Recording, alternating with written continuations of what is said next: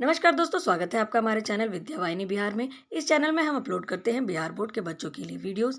यह वीडियो वर्ग 8 के दूसरे पार्ट भारत में अंग्रेजी राज्य की स्थापना का प्रश्न उत्तर का वीडियो है। इस वीडियो को आप अंत तक जरूर देखें। बहुत सारे बच्चे रिक्वेस्ट कर रहे थे कि प्रश्न उत्तर के भी वीडियोस अलग से बनाए जाएं, तो उनके लिए मैं ये वीडियो लेकर आई हूँ। वीडियो शुरू करने से पहले मैं आपसे रिक्वेस्ट करती हूँ कि वीडियो के नीचे आ रहे लाल बटन को दबाकर चैनल को सब्सक्राइब करना ना भूलें। तो शुरू करते हैं अभ्यास प्रश्न उत्तर। सबसे पहले है रिक्त स्थानों की पूर्ति करें। भारत और यूरोप के बीच होने वाले स्थल मार्ग से होने वाले व्यापार में किसकी सबसे महत्वपूर्ण भूमिका थी? तो वह थी अरब सौदागरों की।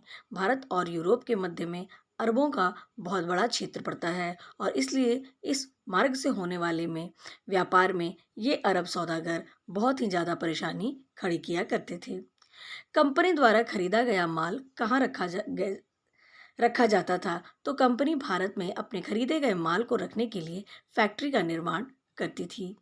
एक के बाद एक लड़ाइयों ने मराठों को क्या कर दिया? तो एक के बाद एक लड़ाइयाँ हमेशा से ही सबों को कमज़ोर करती आई है और मराठों को भी लड़ाइयों ने कमज़ोर कर दिया था। डैश ने अंग्रेजों के साथ सबसे पहले सहायक संधि को स्वीकार किया। तो सबसे पहले सहायक संधि स्वीकार करने वाले हैदराबाद के निज़ाम थे और इसके तहत उन्हें अंग्रेजी सेना को अपने पास रखकर और उसका पूरा खर्चा चलाना पड़ता था। इस हैदराबाद के निज़ाम के बाद अवध के नवाबों ने सबसे सहायक संधि को स्वीकार किया था। अगला है डैश ने विलय नीति का अनुसरण किया। तो अंग्रेजों ने विलय नीति का अनुसरण किया और अंग्रेजों में किसने? तो डलहौजी ने, लॉर्ड डलहौजी ने विलय नीति को अपनाया था।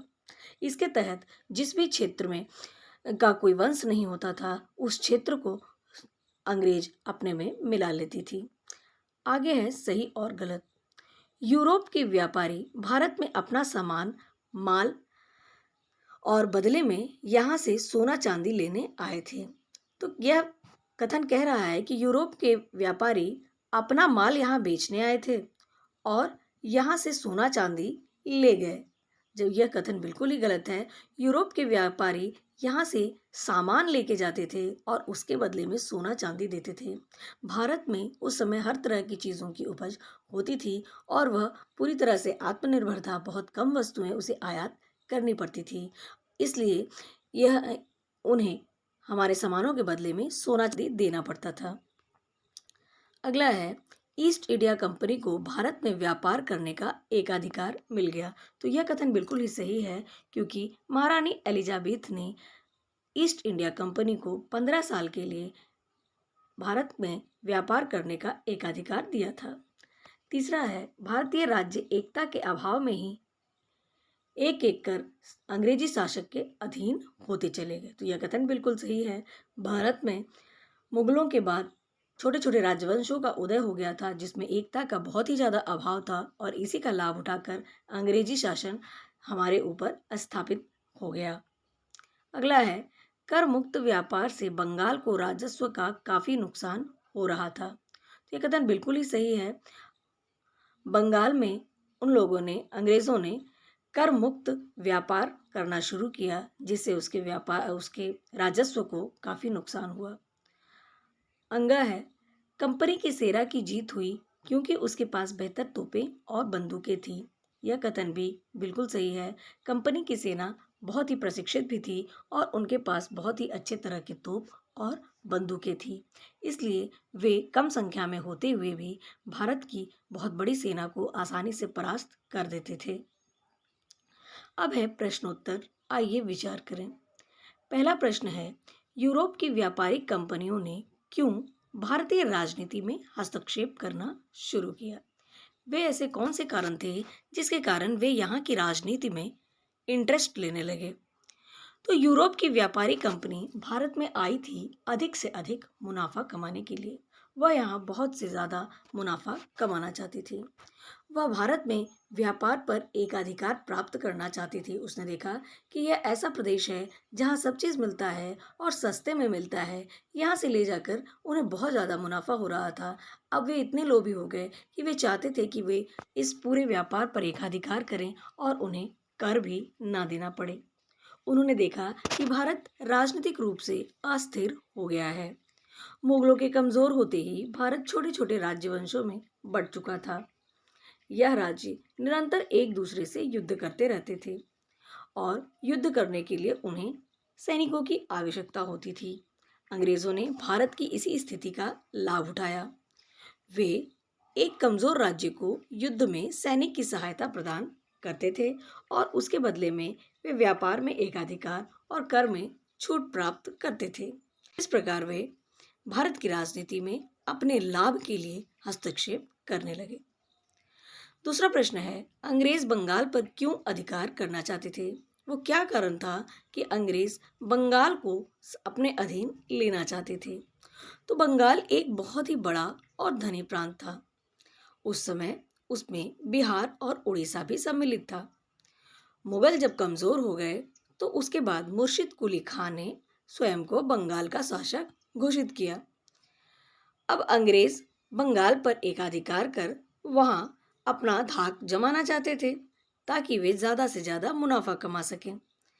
बंगाल पर एकाधिकार जमाने से कंपनी को वहां से जो भी सामान खरीदता उस पर कोई कर नहीं चुकाना पड़ता और इससे उनका मुनाफा भी बढ़ जाता और इससे वे वहां पर निजी व्यापार करने में भी उन्हें आसानी हुई।